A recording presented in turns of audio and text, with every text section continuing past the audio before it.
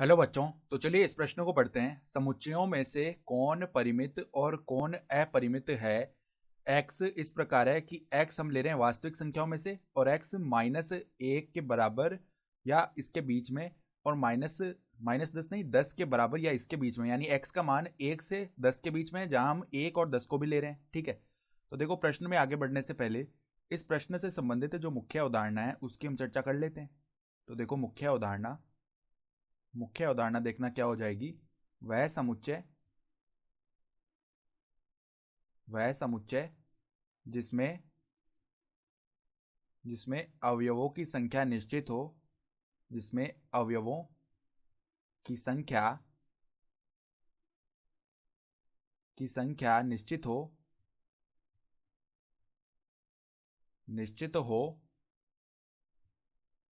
परिमित समुच्चय कहलाता है। परिमित समुच्चय कहलाता है तथा अवयवों की संख्या अनिश्चित होने पर अवयवों की संख्या अनिश्चित होने पर वह वह अपरिमित समुच्चय कहलाता है।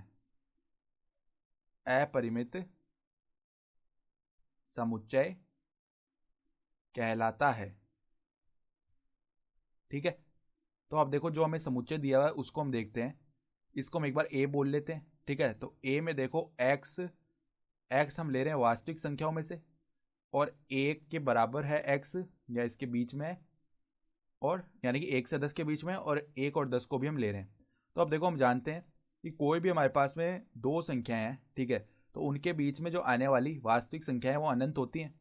जैसे कि यहाँ पे लिख रहे हैं 1 और 2, तो इनके बीच में अगर बात करें वास्तविक संख्या, तो वास्तविक संख्याएं तो अनंत है, जैसे कि 1.001, यानी इनके बीच में परिमेय और अपरिमेय दोनों संख्याएं आएंगी वास्तविक संख्याओं में। तो अगर 1 और 2 लेने तो इनके बीच में तो अनंत संख्याएं हैं वास्तविक। इसी प्रकार 1 से 10 के बीच में जो है वो अनंत संख्या हो जाएंगी, क्योंकि परिमेय भी आएंगी और अपरिमेय भी आएंगी, सभी प्रकार की संख्या आएंगी वास्तविक में। ठीक है। तो हम क्या बोल सकते हैं, एक से 10 के बीच, 1 से 10 के मध्य अनंत अनंत वास्तविक संख्याएं होती हैं। अनंत वास्तविक संख्याएं होती हैं। ठीक है। अतः जो ए समुच्चय आएगा ना, उसमें अवयवों की संख्या अगणनीय हो जाएगी। ठीक है। तो देखो, दिए गए समुच्चय में यहां ए में अवयवों की जो संख्या है ना वो अगणनीय है। अवयवों की संख्या अगणनीय है, क्योंकि अनंत वास्तविक संख्याएं आएंगी 1 से 10 के बीच में, अगणनीय है। अतः